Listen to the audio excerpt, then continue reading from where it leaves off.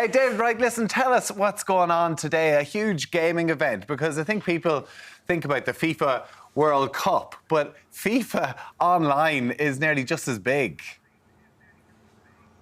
Yeah, of course. And look, Virgin Media have just become a sponsor of the esports team WYLDE, and obviously they put on this event in Turner's Cross. So as you can see, myself, Stephanie and Damien are here in Turner's Cross. Obviously the lads Kieran and Tyrone are going to join us soon, so we're going to be playing some FIFA. Obviously there's this big campaign about gamers being athletes, and you know the amount of dedication they have to put to FIFA and all computer games. So obviously it's a massive day and we're all looking forward to it. And David, obviously your family are sort of really associated with Cork GAA, but you played professionally for Hull and for the Republic of Ireland. But when you retired, like I was on your YouTube yesterday and your Twitch, like you've got 336,000 subscribers. You're big into esports, like you got really high in this. Yeah, well, I was technically the first professional footballer to get into it.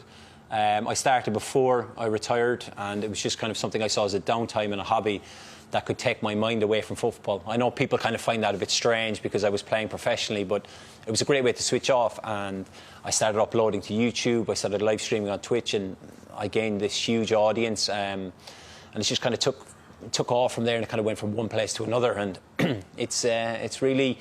The esports world has really grown and it's really taken off, and you can see by these kind of campaigns today showing that gamers are athletes, and the amount of time they put in is just incredible, and I had to dedicate a lot myself.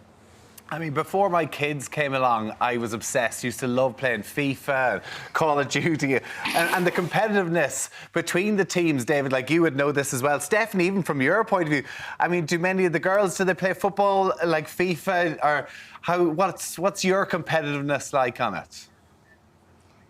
Yeah, I don't think I'm quite as good as David now, but it sounds of things, so I think I may be a little bit out of my depth here today with the guys, but definitely would have been really interested in it growing up, and obviously when you're away with the teams, you have a lot of downtime, and just the way it's taken off over the last number of years has been like phenomenal. Obviously so many people are interested in it.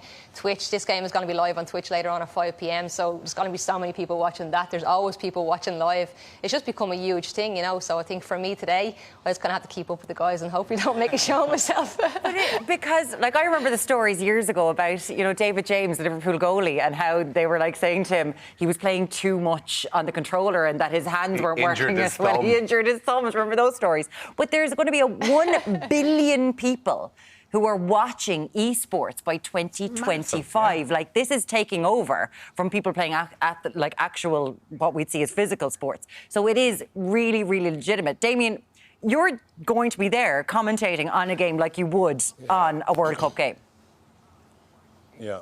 I'm just going to treat it as a normal game. I think basically I'm here to represent the person at home that isn't quite sure what's going on. I'm not essentially a gamer, but I'm going to treat it as a normal game and just say what I see basically. But look, I get it. To get good at anything, to master any craft, you have to spend time, and it does take a lot of dedication and perseverance. And I'm pretty sure that David puts in enough time, and the guys that are coming tonight do too. So I have to respect that as well. How do you commentate on an e-game whenever you don't... Like, it's hard to tell the physical features of the difference between Messi and Ronaldo. The little fella in the top right is going after the little fella in the bottom right.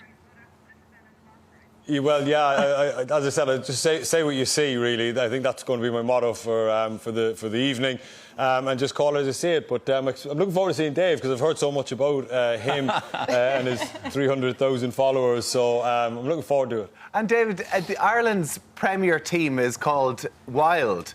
Is it true it's owned by Usain Bolt, the sprinter? It is, yeah. Obviously, he's got involved with obviously the esports team WYLDE. I'm still looking for him. We're obviously down at Turner's Cross. I'm waiting for him to appear. I don't know where he is, somewhere in the world. But yeah, look, it just shows you the kind of the esports world and how big it's become.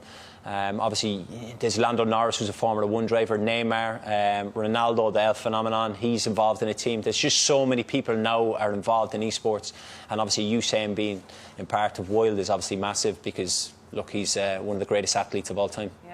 Yeah, and that's the thing, like Sergio Aguero, David Beckham, they're all involved in these eSport teams now. And for you, David, because you've been involved in it a long time, obviously you were training on the pitch, then you were going home and doing what, like 9 hours practice off the pitch on the virtual pitch? I wouldn't say 9 hours. I'd say anywhere between 6 and 7. It's not 9. It's not 9. It's not 9. Well, I have to be... The technicality there. Yeah. I just want to make sure that's precise. Yeah, exactly. No, but the thing was, there was a point when I was playing a lot. I was in the top 100 in the world, and obviously that came from a lot of, like we said, time, dedication. You know, we speak about the gear you need with your controllers, your console, reliable internet. Obviously, Virgin have the 99.9% broadband, which is obviously massive. But those small things matter so much, and I was very fortunate.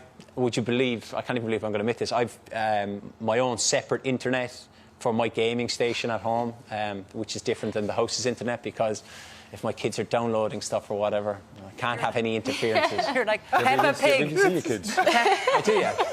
Peppa Pig is not going to destroy my game. If I tried to tell my wife I'm heading off for 6 or 7 hours now, you can watch the kids because I'm off gaming. But there's serious money to be made in this as well. You're coming up against two of Ireland's top gamers. And this is actually a proper, legitimate job for these guys.